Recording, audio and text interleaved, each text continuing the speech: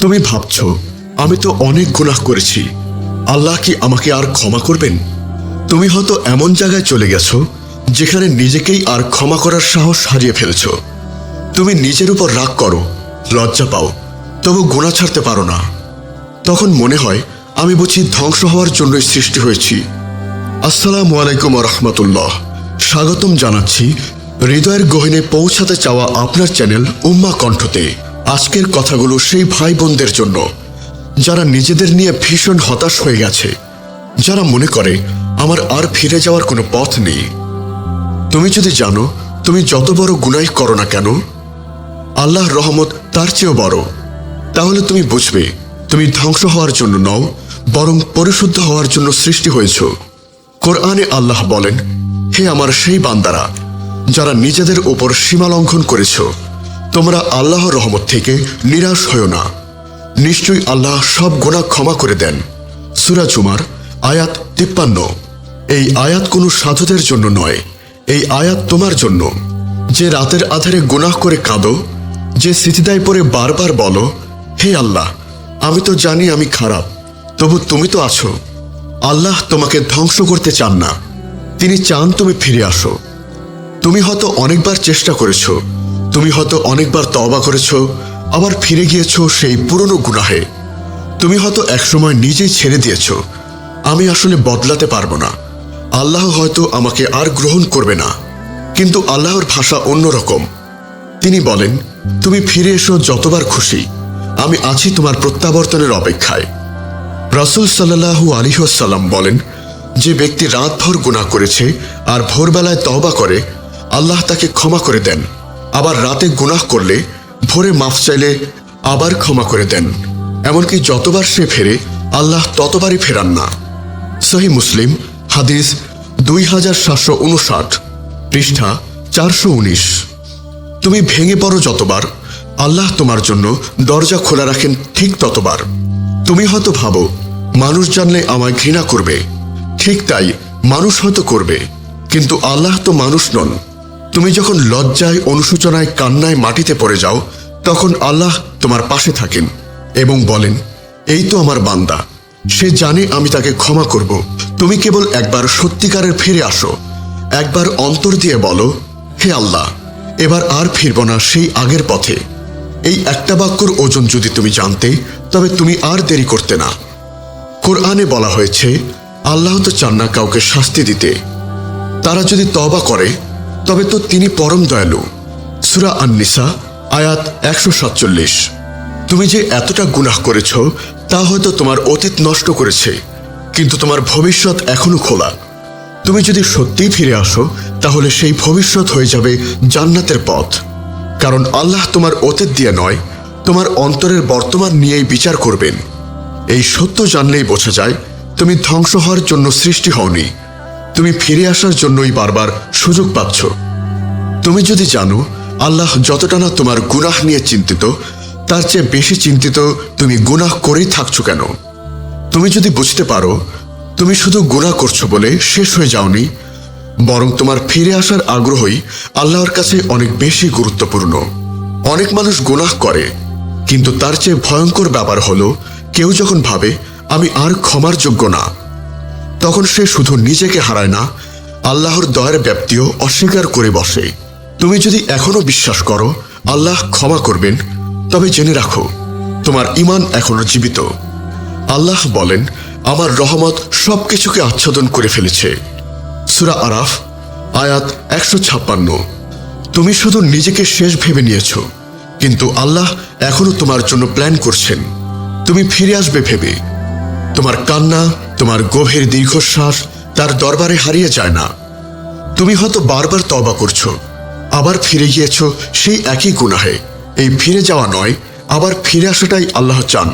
রাসূল সাল্লাল্লাহু আলাইহি ওয়াসাল্লাম বলেন, আল্লাহ প্রতি রাতে পৃথিবীর নিকটতম আসমানে নেমে এসে বলেন, কে আছে যে আমাকে ডাকে, আমি তার ডাকে সাড়া দেব? কে আছো যে ক্ষমা চায়, আমি তাকে ক্ষমা করব। সহিহ বুখারী হাদিস 1145, পৃষ্ঠা 217। তুমি যখন অন্যদের মতো হতে পারো না, তুমি যখন তোমার নিজস্ব গুনাহের ভারে নুয়ে পড়ো, ঠিক তখনই আল্লাহ তোমাকে ডাকেন, তুমি ফিরে এসো, তোমার জন্য আমি অপেক্ষায় আছি। আল্লাহ তোমাকে ভালোবাসেন। তোমার লজ্জা, তোমার অনুশোচনা, তোমার আবার চেষ্টা করব এই বলা কথাটাই তার কাছে অনেক বড়। কেউ কেউ ভাবে আমি তো অনেক বেশি দূরে চলে গেছি আর আমার ফেরার সুযোগ নেই। তারা জানে না, দূরে যাওয়ার পথ যত দীর্ঘ হোক না কেন, ফিরে আসার জন্য প্রয়োজন মাত্র একটি পদক্ষেপ। আর সেই প্রথম পদক্ষেপে আল্লাহ 10 কদম এগিয়ে আসেন। কোরআনে বলা হয়েছে, তোমরা তওবা করো আল্লাহর কাছে, তাহলে তোমরা সফল কাম হবে। সূরা নূর আয়াত 31। সফলতার সংজ্ঞা কি? সব পেয়ে গেছি এটাই না। সফলতার মানে আল্লাহর কাছে ফিরে যাওয়া। তুমি যে ফিরে আসতে চাচ্ছ এটাই প্রমাণ করে তোমাকে ধ্বংস করার জন্য সৃষ্টি করা হয়নি। যারা যত বড় গুনাহ করেছে তাদের জন্য এক ধরনের আলাদা প্রশান্তি আছে আল্লাহর দরজায়, কারণ তারা জানে তাদের ক্ষমা মানেই একটি অলৌকিক পুনর্জন্ম। তুমি হয়তো সেই পর্যায়ে এসেছো যেখান থেকে ফিরে আসতে সাহস লাগে। তুমি হয়তো এখনো সেই সীমায় দাঁড়িয়ে চাইছো ফিরে যেতে।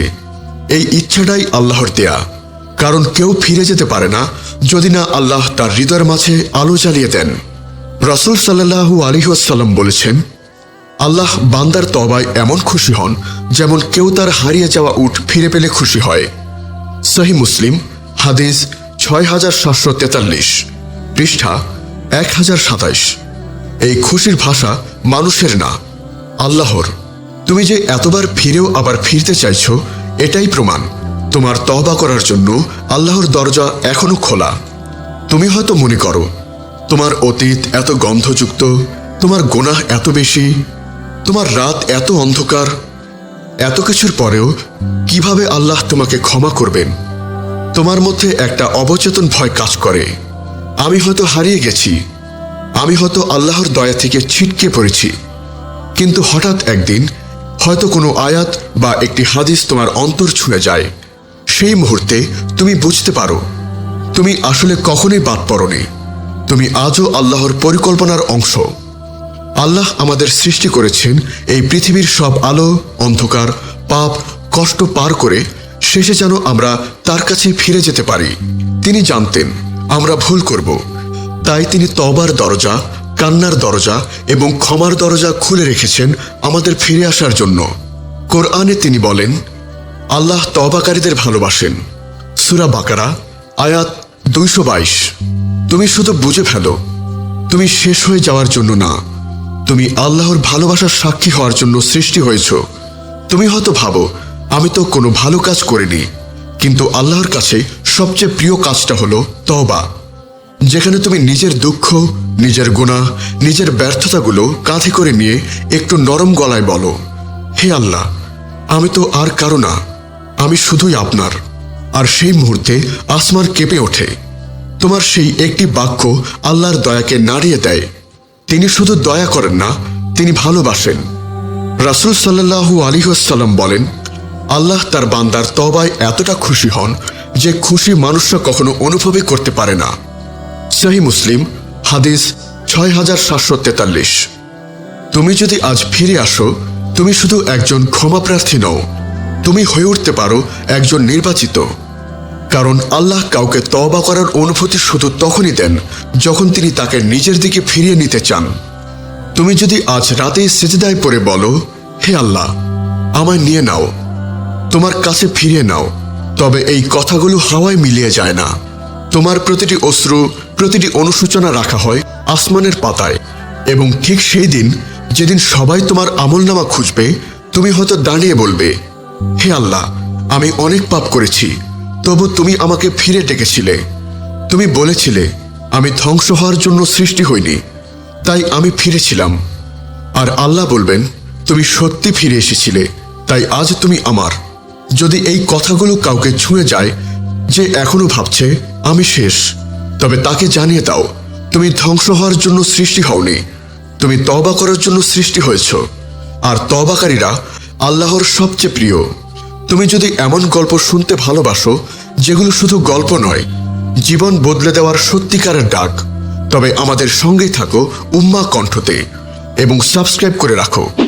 আর আমাদের ফেসবুক পাতায়ও যুক্ত থাকো, যেখানে আমরা একসাথে চলি সেই পথে, যে পথ গুনাহ থেকে আল্লাহর কাছে ফেরার পথ। হে আল্লাহ, যারা ভেঙে পড়েছে, যারা নিজেকে শেষ ভাবছে, তাদের তুমি মনে করিয়ে দাও তুমি এখনো ডাকছো, তুমি এখনো অপেক্ষায় আছো, তুমি এখনো বলছো ফিরে এসো, আমি আছি। আমিন।